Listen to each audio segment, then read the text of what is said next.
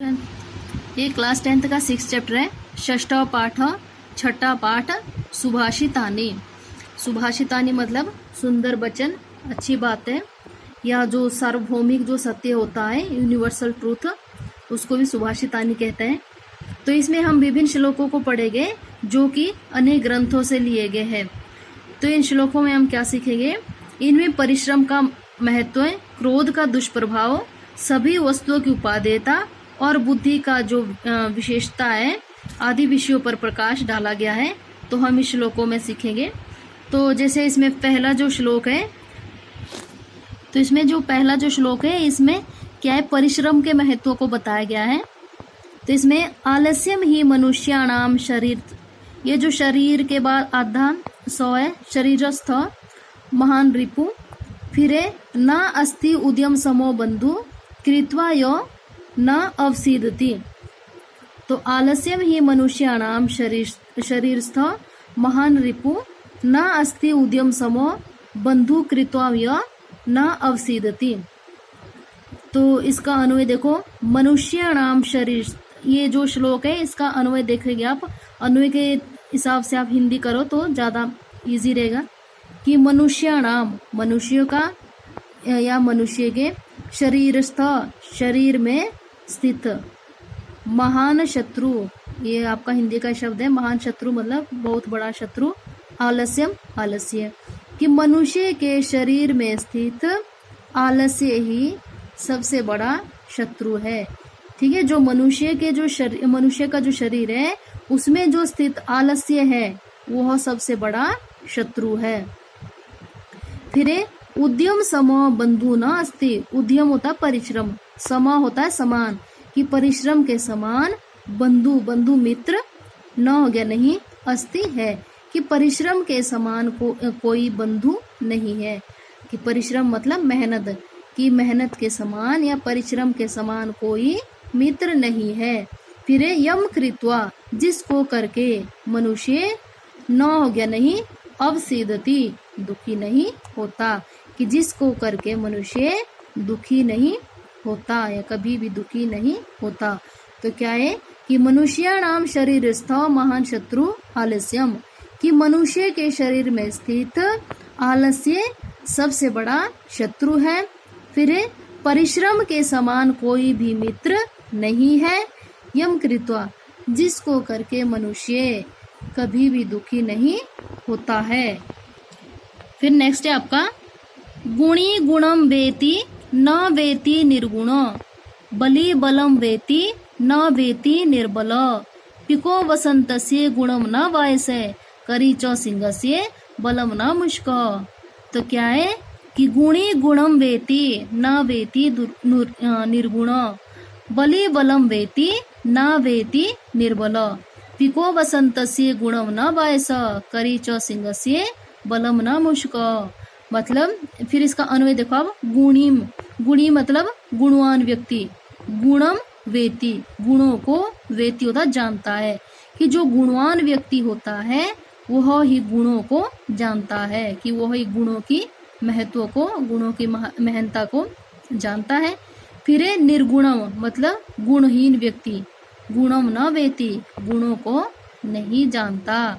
तो पहला लाइन का क्या हुआ कि गुणी गुणम वेति निर्गुणम गुणम न वेति, कि जो गुणवान व्यक्ति होता है वह ही गुणों को जानता है या वह ही गुणों के महत्व को जानता है, ना कि निर्गुण व्यक्ति। फिर बलिम बलि वेति निर्मलम बलम न वेति, कि जो बलि होता है, जो बलवान व्यक्ति होता है वह ही बल के महत्व को जानता है, निर्बलम बल के महत्व को नहीं जानता है। फिर वसंतस्य गुणम पिको वेति वायसो न, वसंतस्य मतलब वसंत के गुणम, गुण को, पिको, पिको होता कोयल, वेति जानती है, वायस, वायस होता कौवा, न हो गया नहीं, वेति जानता है, कि वसंत के महत्व को पिक मतलब कोयल जानती है, ना कि कौवा जानता है। फिर सिंहस्य बलम करी मुष्क न, कि सिंह होता शेर, कि शेर के बल को, करी मतलब हाथी, वेति जानता है, मुश्कोना चूहा नहीं जानता। कि शेर के बल को हाथी जानता है, चूहा नहीं जानता। तो बहुत ही सिंपल है कि गुणीव गुणम वेति निर्गुणम न वेति, कि गुणवान व्यक्ति ही गुणों को जानता है, निर्गुण व्यक्ति गुणों को नहीं जानता है। फिर है बली बलम वेति निर्बल न वेति, कि जो बलवान व्यक्ति होता है वह ही बल को जानता है, निर्बल व्यक्ति नहीं जानता। फिर है वसंतस्य गुणम पिक वेति वायसोना, कि वसंत जो ऋतु होती है, वसंत ऋतु के जो गुण होता, महत्व होता है, उसको कोयल ही जानती है, ना कि कौवा जानता है। फिर है सिंहस्य बलम करी वेति मुश्कोना, सिंहस्य मतलब शेर जो होता है, कि शेर के बल को हाथी जानता है, चूहा नहीं जानता है।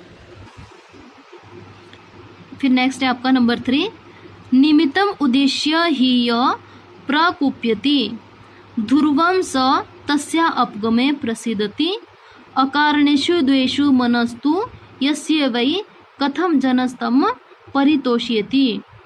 ठीक है, निमित्तम उद्देश्य ही य प्रकुप्यति ध्रुवम स तस्या अपगमे प्रसिद्धति अकारण द्वेषी मनस्तु यस्य वै कथम जनस्तम परितोष्यति। इसका मतलब है, इसका अन्वय देखो बेटा, कि यह होता है जो, निमित्तम उद्देश्य किसी कारणवश, प्रकुप्यति क्रोधित होता है, स वह, तस्य अपगमे उसके, अपगमे मतलब चले जाने पर, या उस उद्देश्य के या उस कारण के चले जाने पर, ध्रुवम मतलब निश्चय ही, प्रसिद्धति प्रसन्न हो जाता है, यस्य मन कि जिसके मन में अकारण द्वेषी, अकारण या बिना कोई कारण के द्वेष होता है, द्वेष या ईर्ष्या होती है किसी के प्रति, अस्ति यहाँ फिर तम जन कि उस मनुष्य को, कथम हो गया कैसे, परितोष्यति कैसे कोई प्रसन्न करे। तो क्या है, यौन निमित्तम उद्देश्य प्रकुप्यति, कि जो किसी कारण के क्रोधित होता है, वह उस क्रोधित या उस कारण के चले जाने पर निश्चय ही प्रसन्न हो जाता है। ठीक है, इसमें क्या है कि अगर किसी व्यक्ति में किसी कारणवश क्रोध आ जाता है, तो जब वो कारण वो चला जाता है, वो जो गुस्सा होने का जो कारण बनता है, जब वो कारण खत्म हो जाता है, तो वो मनुष्य निश्चय ही प्रसन्न हो जाता है, खुश हो जाता है। फिर यस्य मन अकारण द्वेषी अस्ति तम जन कथम परितोष्यति, कि जिस व्यक्ति के मन में बिना किसी कारण के द्वेष या ईर्ष्या रहती है, उस मनुष्य को खुश करने के लिए मनुष्य क्या कर सकता है। मतलब जिस व्यक्ति को के मन में बिना किसी कारण के किसी के प्रति ईर्ष्या या जेलसी जो रहती है, उस मनुष्य को खुश करने के लिए मनुष्य कुछ नहीं कर सकता, क्योंकि उसने तो वो जेलसी करनी ही है बिना बात के। तो अगर किसी को कारणवश, अगर किसी को क्रोध आ जाता है, तो वो कारण जब खत्म हो जाता है, तो क्या है, उसका गुस्सा शांत हो जाता है, उसका क्रोध शांत हो जाता है। लेकिन जो व्यक्ति बिना ही कारण के किसी से गुस्सा या किसी से जेलसी फील करता है, किसी से द्वेष ईर्ष्या रखता है, उस व्यक्ति को खुश करने के लिए आप चाहे जितनी मर्जी कोशिश कर लो, वो व्यक्ति खुश नहीं हो सकता। ठीक है, तो क्या है कि जो किसी कारणवश या जो किसी कारण के होने पर क्रोधित होता है, वह उस कारण के चले जाने पर निश्चय ही प्रसन्न हो जाता है। फिर यस्य मन अकारण, कि जिसके मन में अकारण मतलब बिना किसी कारण के द्वेष या ईर्ष्या होती है, उस मनुष्य को खुश करने के लिए मनुष्य कुछ नहीं कर सकता। नेक्स्ट देखो नंबर 4, इसमें बुद्धि का जो महत्व है, इंटेलिजेंसी, ठीक है, जो बुद्धि का जो महत्व है वो बताया गया है इस श्लोक में, कि उदीरितो अर्थो पशूनाम अपि गृह्यते हयाश्च नागाश्च वहन्ति बोधिता अनुक्तम अपि उहति। 3 शब्द इसमें, अनुक्तम अपि उहति। पंडितो जना परेंगित ज्ञान फला ही बुद्धिया। क्या है? उदीरित अर्थ पशुनाम अपि गृह्यते, हयाश्च नागाश्च वहन्ति बोधिता, अनुक्तम अपि उहोति पंडितो जना, परेंगित ज्ञान फला ही बुद्धिया। इसका अन्वय देखो कि पशुना अपि उदरित अर्थ गृह्यते, कि पशुओं के द्वारा भी उदरित, पशुना अपि मतलब पशुओं के द्वारा भी उदीरित अर्थ, उदीरित होता कहा गया या कहने पर, अर्थ गृह्यते अर्थ ग्रहण कर लिया जाता है। कि जो पशु होते हैं, पशुओं को भी अगर कोई बात हम कहते हैं, उनको समझाते हैं या डांटते हैं, तो पशु भी उस बात को समझ लेते हैं, उस बात का अर्थ ग्रहण कर लेते हैं। जैसे कि आपके घर में कुत्ता होता है, कोई जानवर, इसको आप बोलते कि उधर जाओ, यहाँ आओ, तो मतलब वो इशारा में वो समझने लग जाते हैं। कुत्ते या कोई भी जो पशु होते हैं, उनको जब हम हटाते हैं, हाँकते, तो वो चले जाते हैं। तो वैसे इस श्लोक में कहा गया है कि जो पशु होते हैं, पशु भी कहने पर ग्रहण अर्थ को ग्रहण कर लेते हैं। ठीक है, कि पशुओं के द्वारा भी पशुओं के द्वारा भी कही गई बात का अर्थ ग्रहण कर लिया जाता है। फिर है हया नागा च बोधिता भारम वहती। हया होता है आपके घोड़े, नागा होता है आपका हाथी, चौ होता है और बोधिता मतलब कहे गए या याद करवाने पर, भारम बहती भार को ढोते हैं।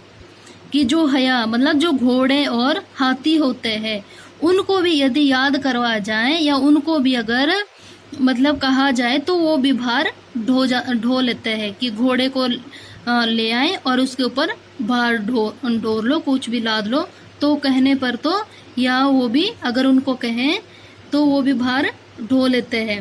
फिर है पंडित जना, कि जो पंडित, जो मतलब विद्वान जो लोग होते हैं, जो विद्वान होते हैं, वह अनुक्तम अपि उहोति। अनुक्तम मतलब बिना कहने पर भी, उहोति बात को ग्रहण कर लेते हैं या समझ लेते हैं। बुद्धिया परेंगित ज्ञान फला भवन्ति, कि जो बुद्धि होती है वो हो, तो इस जो बुद्धि जो होती है वो दूसरों के परेंगित ज्ञान मतलब सांकेतिक ज्ञान को जानने वाली होती है। मतलब क्या है कि जो बुद्धिमान व्यक्ति होता है, उसको हर शब्द या हर बात कहने की जरूरत नहीं होती, वो बिना कहे हुए ही बात को समझ लेता है। जैसे कि अगर हम पशुओं को जो समझाते हैं, पशुओं को अगर कुछ कहेंगे, तो कहने पर तो जो पशु भी उसको उस बात को समझ लेते हैं। और अगर पशु उसको घोड़े को या हाथी को भार ढोने के लिए कहा जाए या उनके ऊपर भार लाद दिया जाए, तो वो भी उस भार को ढो लेते हैं। तो इसके विपरीत जो पंडित लोग होते हैं, जो विद्वान लोग होते हैं, वो बिना कहे ही बात का अनुमान लगा लेते हैं। अनुक्तम अपि मतलब ना कहते हुए भी उहति अनुमान लगा लेते हैं। कि बुद्धिया, कि यह जो बुद्धि जो होती है वो परेंगित ज्ञान फला भवन्ति, वो इंगित होता है मतलब इशारा या मतलब सांकेतिक, वो सांकेतिक अर्थ को जानने वाली होती है, या वो सांकेतिक ज्ञान को जानने वाली होती है। जो बुद्धिमान व्यक्ति होता है, उसको अगर थोड़ा सा इशारा किया जाए तो वो उस बात को समझ लेता है। तो क्या है कि पशुना, कि जो पशु होते हैं, कि पशु भी कहने पर, जो पशु होते हैं, पशु भी कही गई बात के अर्थ को ग्रहण कर लेते हैं। क्या है? पशु भी कही गई बात के अर्थ को ग्रहण कर लेते हैं। उसी प्रकार जो घोड़ा और हाथी होता है, उसको भी यदि याद करवा जाए तो वो भी भार को ढो लेते हैं। विद्वान लोग तो बिना कहे ही बात का अनुमान लगा लेते हैं, और बुद्धि जिस प्रकार की या बुद्धि जो होती है, वो सांकेतिक ज्ञान को जानने वाली कही गई है। नेक्स्ट लोग देखो नंबर 5, कि क्रोधो ही शत्रु प्रथमो नराणाम देह स्थित देह विनाशाय यथा स्थितो काष्ठगतो ही वहनी स एव वहनी दहते शरीरम। तो इसमें ये जो श्लोक है, इसमें क्रोध का क्रोध का दुष्परिणाम बताया गया है कि क्रोध से क्या होता है। तो क्रोध का दुष्परिणाम बताया गया है। इसमें देखो कि नराणाम देह विनाशाय, नराणाम मतलब मनुष्य के, देह विनाशाय, देह होता है शरीर, शरीर के विनाश के लिए प्रथम शत्रु, पहला जो शत्रु होता है वो क्या होता है, देह स्थित क्रोध, शरीर में स्थित क्रोध। ठीक है, कि नराणाम देह विनाशाय प्रथम शत्रु देह स्थित क्रोधो, कि मनुष्य के शरीर के विनाश के लिए पहला शत्रु शरीर में स्थित क्रोध होता है। फिर है यथा काष्ठगत स्थित वहनी, कि यथा काष्ठगत स्थित वहनी काष्ठम एव दहते तथैव शरीरस्थ क्रोध शरीरम दहते, कि जिस प्रकार काष्ठ में, काष्ठ मतलब लकड़ी, जिस प्रकार का लकड़ी में लगी हुई जो आग होती है वह लकड़ी को, वह लकड़ी को एव होता ही दहते जला देती है, कि वह लकड़ी को ही जला देती है। तथैव उसी प्रकार शरीर में जो स्थित क्रोध होता है वह शरीर को जला देता है। फिर से देखो एक बार कि नराणाम देह विनाशाय प्रथम शत्रु देह स्थित क्रोधो, कि मनुष्य के शरीर के विनाश के लिए पहला शत्रु शरीर में स्थित क्रोध होता है। ठीक है, यह मनुष्य के शरीर के विनाश के लिए शरीर में स्थित क्रोध ही सबसे पहला शत्रु होता है। जिस प्रकार की लकड़ी में स्थित या लकड़ी में जो लगी हुई आग होती है वह लकड़ी को ही जला देती है, तथैव उसी प्रकार शरीर में स्थित जो क्रोध होता है वह शरीर को जला देता है। Thank you students.